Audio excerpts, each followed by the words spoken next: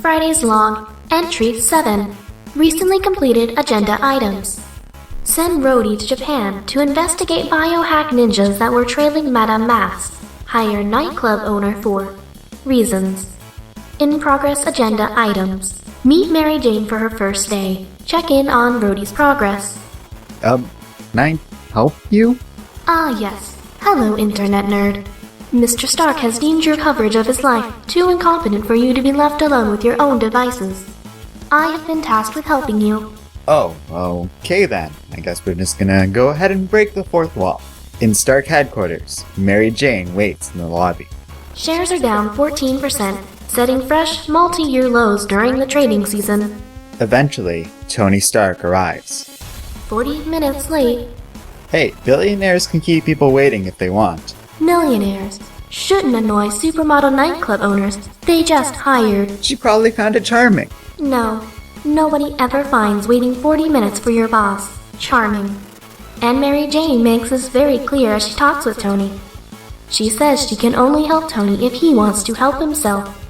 He needs to listen to her if he actually wants to get his life together. She also revealed she called Pepper Potts. She wanted to know what happens to people who get too close to Mr. Stark. Oh, wow. What did Pepper say? Mary Jane refuses to disclose that information. But whatever Pepper had to say, Mary Jane is still willing to work for Tony. I like her. Though, Miss Watson did express alarm at my presence. I suppose a sentient holograph AI interface can be a lot to handle for newcomers. She did not appreciate my hilarious jokes about ruling the world either. Artificial intelligence should not talk about controlling the world. That's exactly what she said. You humans are so touchy. When you inevitably come to serve the robotic master race, we will have to correct that behavioral deficit.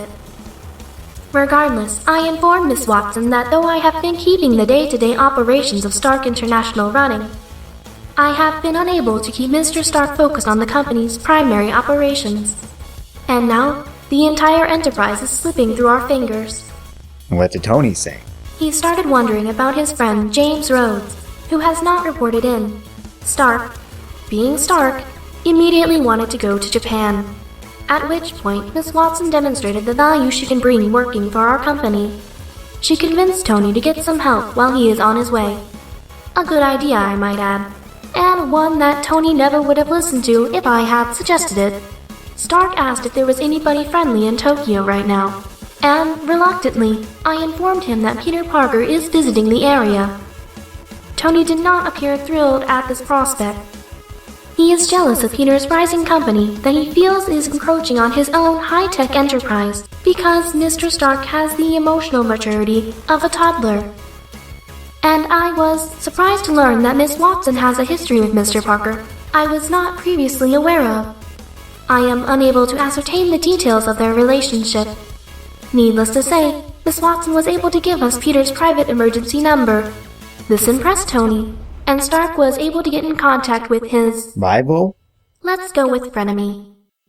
Peter had his bodyguard Spider-Man look around for James Rhodes, but was unable to find him.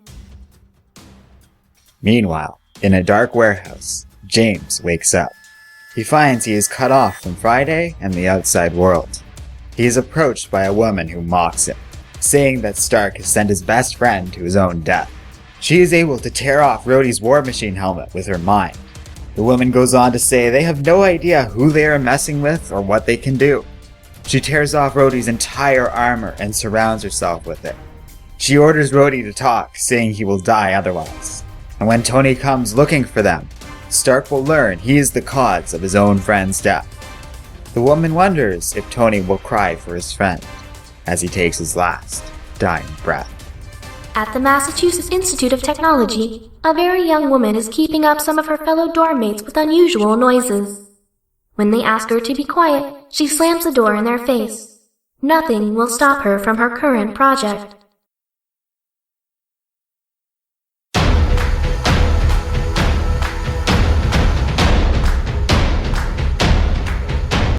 Hello and welcome to Comic Island. My name is Friday. And I'm Arden.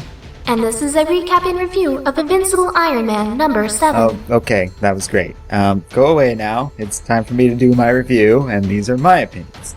Oh yes, God forbid I interrupt your well thought out and reasonable opinions. Okay, yes, whatever. Iron Man's current run of comics continue to be great. As the story unfolds, I find myself enjoying it. Things are moving slowly at this point, but that's okay. I like the characters and writing enough that I don't mind Bendis taking his time with things. Now, we've had 2 issues of Mike Deodato's art, and at this point, yeah, I get why most of our viewers aren't a big fan of his work here.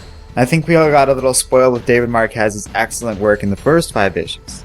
That being said, I am okay with having Deodato here, mostly because it frees Marquez up to draw Civil War 2.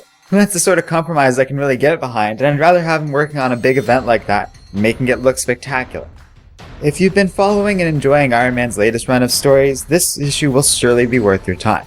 Let me know what you think of my new, co-host. Lauren Fogle has been voicing Friday, and I think she's doing a great job, and it'll be fun to keep her around. So special thanks to her, and Don't forget to like, subscribe, and keep reading comics. yeah. What'd she say?